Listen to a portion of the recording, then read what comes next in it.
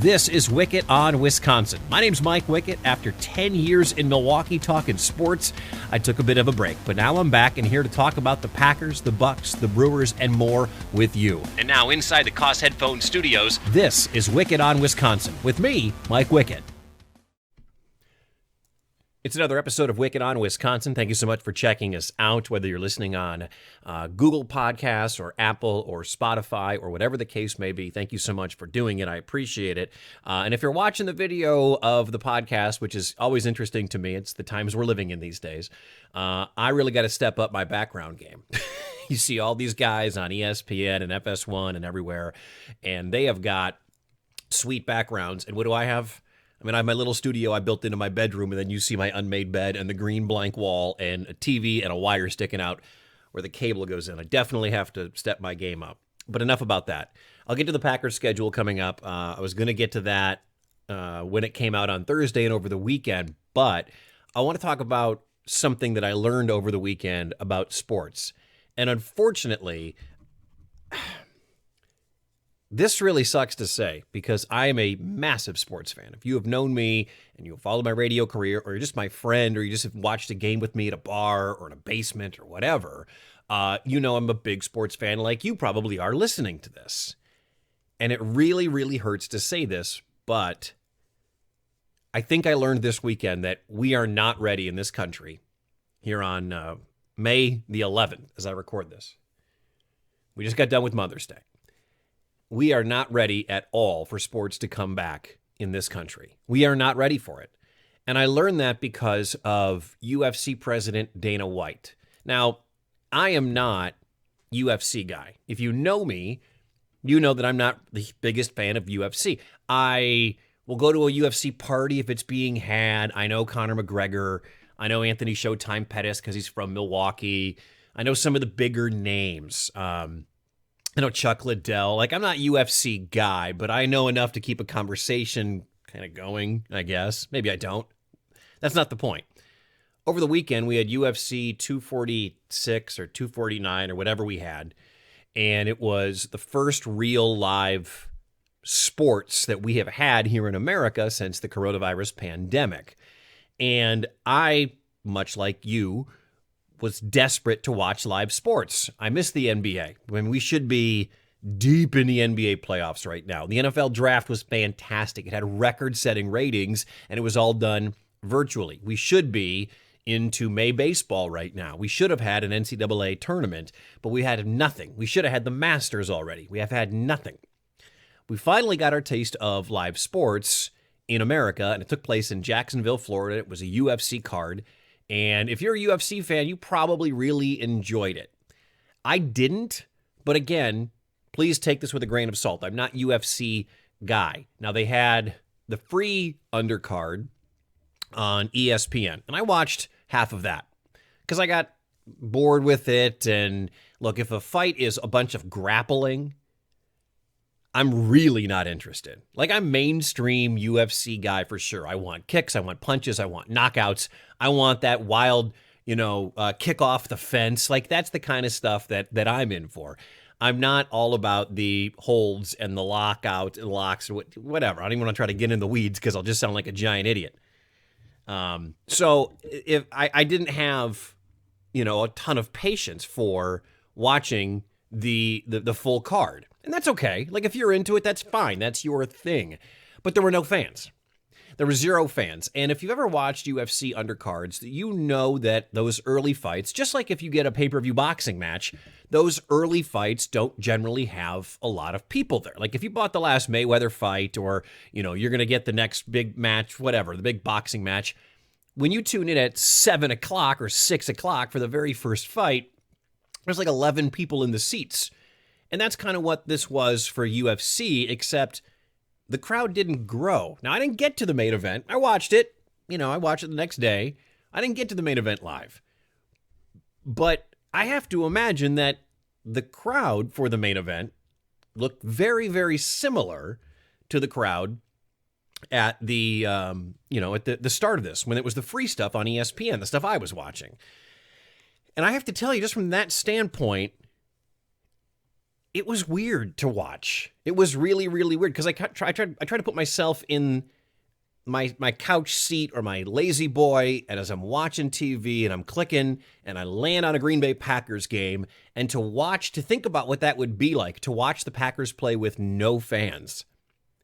I don't think the NFL can pull that off unless they pipe in artificial noise. They really mic everybody up to fill the void of 80,000 fans, and they make sure the camera angles never go up to where the empty seats are. It just felt really, really weird to watch. And I don't know if they could do that at an NBA game or a Major League Baseball game. Maybe at a Major League Baseball game, because generally the crowd is a lot more subdued at a Major League Baseball game. There isn't as much action in a Major League Baseball game. There are moments. Chill out, baseball guy. Your sport's wonderful. I know that you're probably getting upset about hearing that. But it just felt like this UFC card, it wasn't good. The intensity wasn't there that is always there for a big sporting event, because there was no fan base there. There were no crowds. There was nobody. I mean, when the guys won, they still jumped over the fence and they came back, and then Joe Rogan still did the interview, and the announcer, Bruce Buffer, still made it, try to seem like it was a real event. But it didn't feel real. It did not feel real. And it felt forced. It felt rushed. And I don't want to get terribly political on this, okay? Because I know there are some people who are familiar with me and know where I stand politically and where I'm at on the virus. That's fine. I think we learned from UFC pioneer Dana White over the weekend that we're not ready. In any way are we ready for the world of sports to come back as we know it. We certainly are not, in terms of, is anybody, are any of these athletes, are they ready to get out there and compete? And the reason I bring this up, I don't know if you know this, and I didn't until researching about UFC 249, I believe is what it was. 2 days before this event, somebody by the name of Ronaldo Souza or Jakari Souza, and if I get that name wrong, I'm sorry. Ronaldo Souza or Souza was pulled from the card because he tested positive for COVID-19. The event wasn't canceled, but he was yanked off the card and somebody filled in. Also testing positive, 2 of Souza's cornermen. Dana White has been quoted as saying, "I don't give a shit about coronavirus." Well, what's funny is I was watching that broadcast and I didn't know this happened. Like I said, I don't pay attention to UFC news like maybe you do if you're a UFC guy. Like if I see the headlines come up, I know there's an event coming up because I have social media and I'm watching ESPN or whatever. I know about a UFC event. You didn't hear any of the commentators, not once, in the 3 matches I watched, probably about an hour's worth of UFC maybe.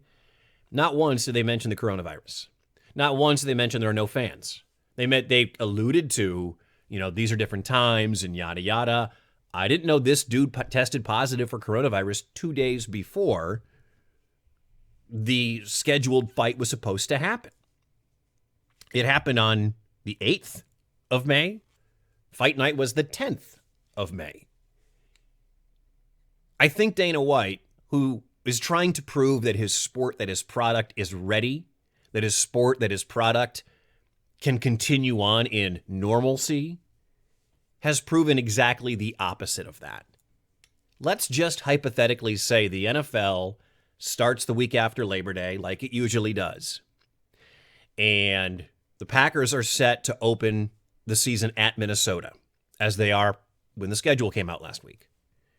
And let's say on that Friday, 2 days before, Aaron Rodgers tests positive for coronavirus. Or Devontae Adams tests positive for coronavirus. You had 20 guys, 20 competitors, because there were some female matches. You had 20 competitors on Saturday night. 10 matches.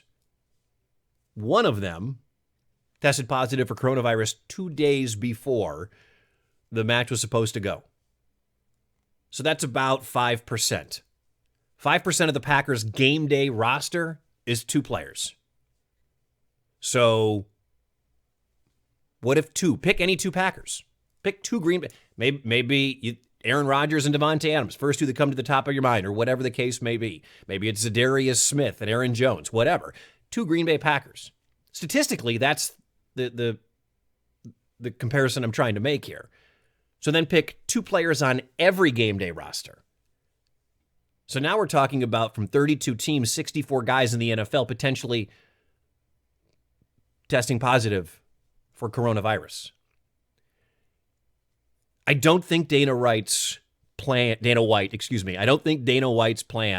worked the way that he wanted to. And I know that Dana White is in line with President Trump. Heck, he spoke at the 2016 Republican National Convention on behalf of then candidate Trump. There was a message from President Trump talking about, we want sports back. It's a great night. All the things that you're supposed to say. And again, not only did this fighter test positive for the virus, 2 of his cornermen did too. So now, pick any of Matt LaFleur's assistant coaches could test positive for the coronavirus. So now we've got, 4 corner guys, half a coaching staff, potentially.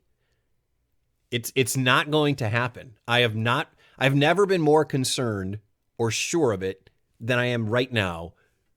And I want sports back desperately. I want the NBA. I want the Bucks to have a chance to get to the NBA Finals again. I want to watch Aaron Rodgers go to Minnesota and beat Minnesota in week 1. I want to watch the Masters. I want to see the Brewers play. I want to watch Major League Baseball, the NFL, everything just like you do. But when you have a guy, and these athletes, by the way, they for the most part, the way that the UFC was handling this, it was you were allowed to be in your hotel room, the gym, and the ring. That was it. They weren't going to Costco like I am. They weren't going out and about like some people are. They were really confined from hotel room to gym, and sometimes the gym in the hotel. And then it was fight night. And this dude caught it. That's 20 fighters. You're talking about 46 on the active roster, 53 members of the team, 25 coaches, trainers. We are not going to have sports this year. I do not believe. And if I'm wrong, I'll eat my words. You can hit me up on Old Takes Exposed. They've already got me for a Mahomes tweet from 2018, and that's totally fine. I hope I'm wrong. I really do want to be wrong about this. But if you're a Bucs fan, pick a Buck. What if it's Chris Middleton? What if it's Giannis? What if it's Eric Bledsoe? And they contract it. You know what you have to do if you contract the virus? Anyone who has been around you immediately has to get tested and likely quarantined. So pick a Packer. Pick the 2 Packers you want or that you don't want to get the virus. Let's say they do. They've been around everybody. You immediately have to quarantine the Green Bay Packers. Just like with Rudy Gobert in Utah, that was the catalyst to ending the NBA season and what started all of this. One NFL player contracts it, the season's done. The season's done. And unless, here we are in May, unless between May and the start of training camp, so June and July, you got 2 months to find a cure, 2 months to find a vaccine. And I don't think we're anywhere near that. I'm no medical expert. I'm no Dr. Fauci. I'm not a scientist. I just read facts. I read information. And I give my opinion. That's what I do here on this podcast. One guy tests positive. Or how about this? What if a guy tests positive? What if, let's say it's Aaron Jones. Aaron Jones tests positive for the coronavirus. Or it's Pat Connaughton of the Bucs. And they don't tell anybody.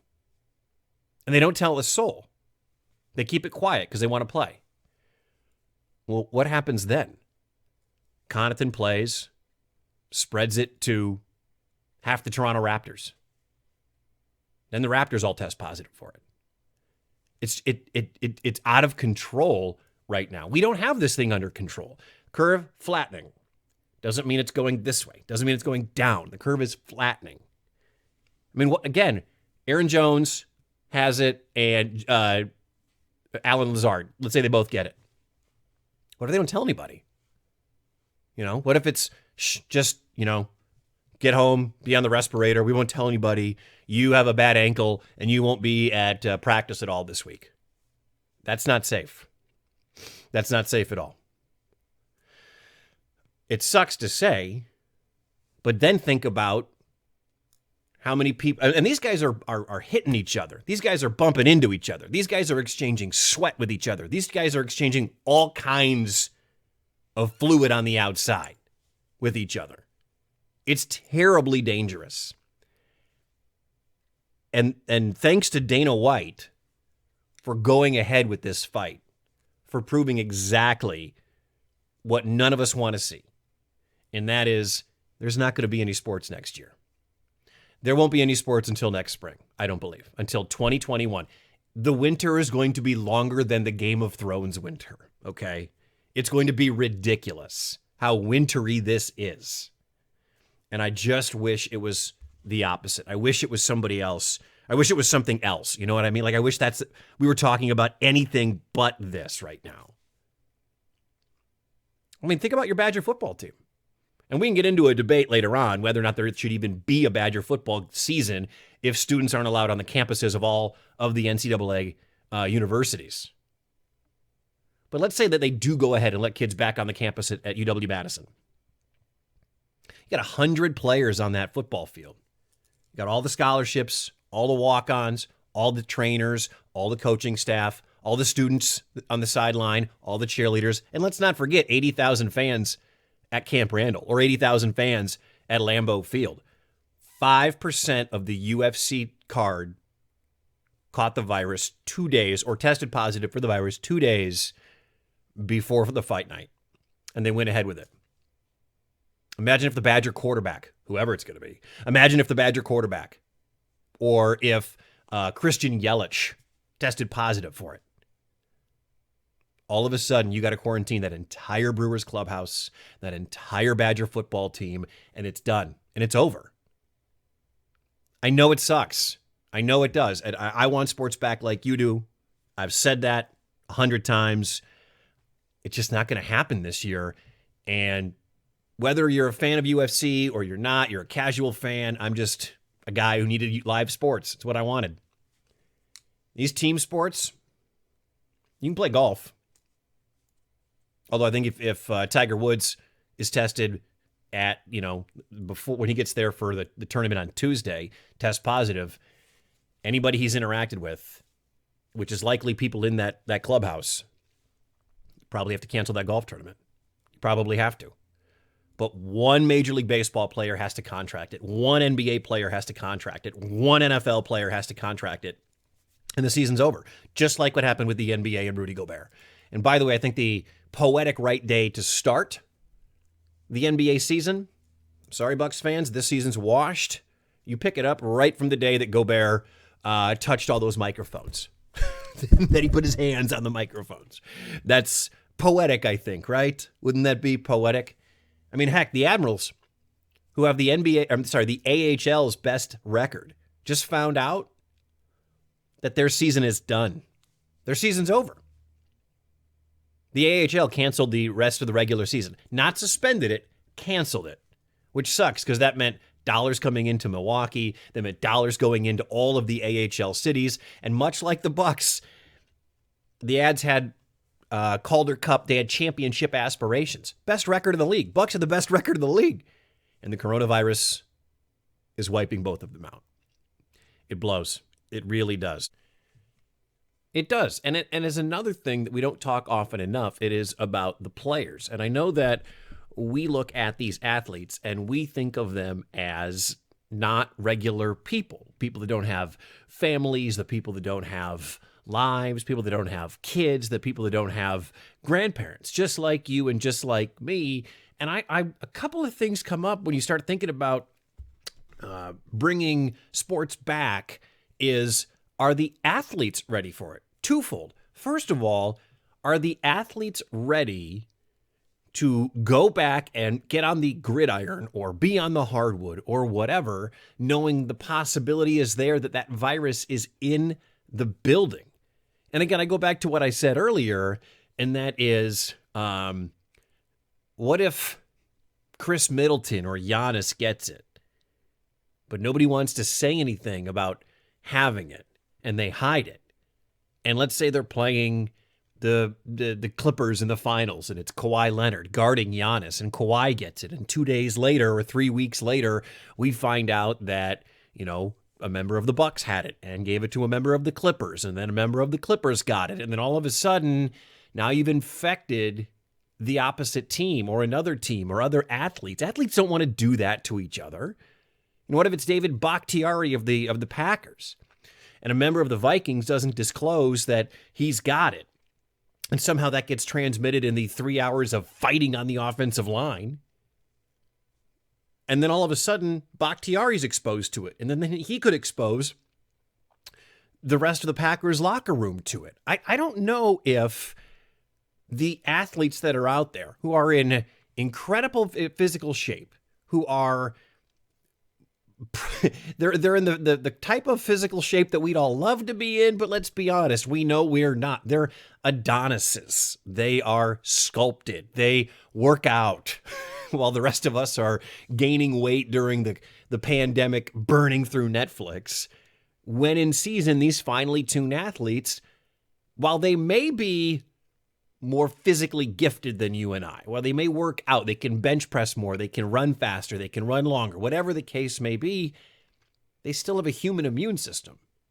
And no matter how much you love Devontae Adams or Giannis Antetokounmpo or Lorenzo Cain or whatever, they have an immune system just like you and just like me. Now, ours might be compromised a little more, because of where we're at in life, especially maybe your grandparents or your parents or whatever. My parents are in their 70s, and I'm thrilled that my mother and my father are both taking this so seriously. My mother-in-law just had her 75th birthday. She's taking it very seriously because they understand where they're at in life. And while, a 25-year-old Giannis Antetokounmpo may have a better immune system than my 75-year-old mother-in-law or my 74-year-old father, that doesn't mean that they're immune completely to the virus or carrying it or transmitting it or bringing it into a Bucks office or a Bucks locker room.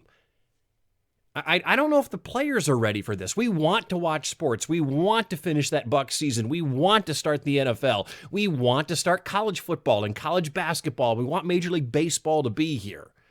But I don't know if the athletes so much want to do it based on the simple fact that they know how serious this is. Now, they want to get paid. Most of these guys aren't getting paid during this pandemic. Most of them aren't getting paid while we're sitting here watching Hulu and burning through Amazon Prime and all of that. That's probably not happening for most of these athletes. I talked to Andrew Brandt about that several weeks back, and some leagues have it built in. Some leagues don't have it built into contracts where, if you don't play games, you're not getting paid. And that, while these guys are millionaires, and I'm not feeling bad for Aaron Rodgers if he misses out on a game check, or if Giannis misses out on a game check, or any of these guys miss out on game checks, those game checks generally are more than I will make in 7 years of my life. But those guys want to get paid too. They want to come back, but at what cost? At what cost physically? At what cost transmitting the virus-wise? I don't think they want to come back as badly as we demand that they come back. Because Lord knows, how many times have you said, God, I miss sports. I want to watch sports. I'm sick of watching old games. I'm sick of watching Korean baseball via satellite at 4 a.m. on a replay on ESPN. I'm sick and tired of watching Major League and The Sandlot and White Men Can't Jump and the Rookie and all the sports movies just to get my fill. I don't know if the players want to come back and risk it as much as we want them to come back so we're entertained. And as much of a pedestal as we put them on, the athletes still have to have some say in this, right? You would think that they still have to have some say in this. And then this is the other thing too, and specifically about the NBA. I'm going to play you Reggie Miller, who was on the Dan Patrick Show talking about what we're going to get out of an NBA season. I'm playing it from my phone into my mic. Shaq says that we shouldn't have a season because nobody's going to recognize this year's champion as a true champion. What do you make? I think they will definitely recognize it, but I do agree. I think we're getting to that point where we may need to just scrap this and start anew next year. I just don't see any positive things coming out of restarting this. We're 2 months in now, right? Yeah. I think we'll get a lot of injuries once we come back because guys are going to try to – they won't train right, and – you see a lot of these injuries at the start of the season because guys are not in shape. I just don't see any benefit from it. So I think if we do resume play and there is a champion, there won't be an asterisk behind it because it's still the championship, just like the lockout year when San Antonio won and Phil Jackson was saying there's going to be asterisks. No, you ended up winning the championship. You'll be recognized as that. But I do agree with him. We should start really looking at next season and just starting fresh. It's Reggie Miller again on the Dan Patrick Show. And the point that he's making is one that's really, really important. All right? I don't know what James Harden's doing right now. I don't know what LeBron James is doing right now. I see the YouTube videos or the Twitter pictures of all these athletes, and they're kind of doing what we're doing, aren't they? Like, I believe they're working out a lot more than I'm working out. Lord knows I don't work out. I do laundry. I chase around 3 babies. I'm going to bet that a lot of these guys have great gyms in their homes, all right? And if they don't, they always go to their facilities, their team facilities, and they work out with their personal trainer and their training staff and all that stuff during normal times. This isn't normal. If they are taking the quarantine serious, then they're not going to the gym. They're not going to their local gym with their private workout or whatever. I think Reggie Miller's point is one that is really, really important. If you watch guys at the beginning of the year, watch basketball at the beginning of the year, in November, right after the season starts around Halloween, it's not a great product. It's not. It's not a great product at all. We love it because it's there, but by the time we get to January and February and March in the NBA, and really with college basketball more so too, but we're talking about the NBA here. Once we get to that point, that's when you know guys, A, are on their game. Guys have shaken off any rust from the offseason. Guys are in peak physical condition. The thing that prepares you for a playoff grind, where you're playing all these series against the best, is the 82-game schedule.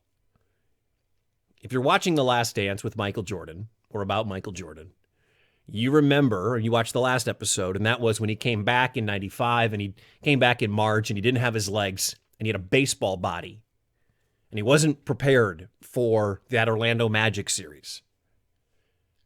That's what I think is going to happen. I don't think everybody, I'm going to say this right now. The NBA, the players in the NBA, ever since Rudy Gobert touched the microphones and Adam Silver said the season's over, or the season's suspended, these guys are not playing basketball every other night, playing back-to-backs. They're not in basketball shape right now. It's like they had a mini off-season. It would take weeks for these players to get back on the same playing level as you would expect during an NBA season. If we started the playoffs right now, probably the more talented teams would win that first round. But when do we get to see the Bucks playing like they were right before the shutdown? When do we get to see LeBron and the Lakers? Are they at 100%? Are the Clippers at 100%? Are the Raptors at 100%? Are the Celtics at 100%? Are the Sixers at 100%? I think the injury factor plays into this as well, as Reggie said, where if you're not 100%, your muscles are not at 100%. Your tendons and everything, all that physical makeup is not at 100%. You would be putting so much on the line physically, along with If you just started the season right up, or if you gave yourself a week training camp or 2 week training camp, I think it's ludicrous. Throw in the fact that I'm not 100% sure that every NBA player out there is ready to put it on the line to say, well, we're going to play in empty gyms in Disneyland or Las Vegas or whatever the case is. We're going to play in that empty gym and I feel totally safe. Go back to what I said earlier in this podcast. It just takes one to shut the whole thing down. It takes one with no cure, no vaccine, no end in sight. It just takes one to shut everything down. And thank you, Dana White, for showing us all that it just takes one. Because Dana White should have shut down UFC 249. He didn't shut down UFC 249. He should have shut down UFC 249. But he didn't. And I worry who else coming out of that big pay-per-view event on Saturday night is going to spread this thing to others. And then watch it multiply. And then watch it multiply. And then watch it multiply more. And I know there's another UFC coming up, I think this weekend. I don't know. Again, I'm not a UFC guy. But if the NFL and the NBA and Major League Baseball learned anything from last Saturday, is that it just takes one positive case. I don't care if they're going to play this abbreviated 80-game schedule that the Major League Baseball owners have now agreed on. The owners want to make money. Every day that they lose the Major League season, Major League owners are losing out on money. TV revenue, ticket revenue, all that stuff. That's why they're so anxious to get this 80-game schedule approved. I don't think the players are going to like this. And I will come on next week. I'll do another video. I'll do another podcast, and I'll say I was wrong. But I do not believe sports will be back until the year 2021. And it sucks. So thank you so much for listening. Thank you for downloading this on Spotify, Google Podcasts, Apple Podcasts. If you're watching the video, thanks for staring at my mug for the last half hour. I appreciate it. I hope I'm wrong, but it just feels like what we learned from UFC is that it just takes one, and Dana White should have but didn't. And I believe that Adam Silver and even Roger Goodell are going to look at this and say, and they don't have to make a decision in the NFL yet. They don't have to make a decision for any of these leagues immediately. But I think they're going to look at this and say, even if it's a 1% chance or a 2% chance that Tom Brady contracts it or LeBron contracts it, we got to shut this thing down and start next year. We will do it again coming up next week. Thank you again for checking this out. If you have a friend out there who's a Wisconsin sports fan or just a sports fan, I would appreciate you letting them know that you can find Wickett on Wisconsin on Apple, on Google, on Spotify. Until next week, I'm Mike Wickett. Thank you so much for listening to Wickett on Wisconsin. Thanks for watching if you're watching on the video. And as always, go Pack Go, go Bucks, and go Brewers. Thanks for listening to Wickett on Wisconsin. If you have any feedback or you want to reach out to the show, you can find me on Facebook, Mike Wickett Podcasts, or you can email MikeWickettPodcasts@gmail.com. And you can find me on Instagram and Twitter @Mike Wickett. Thanks to Silverman Sound Studios for providing the music for today's show. And you can find us anywhere you find your podcasts, including Apple, Spotify, and Google Podcasts. Until next week, thanks for listening.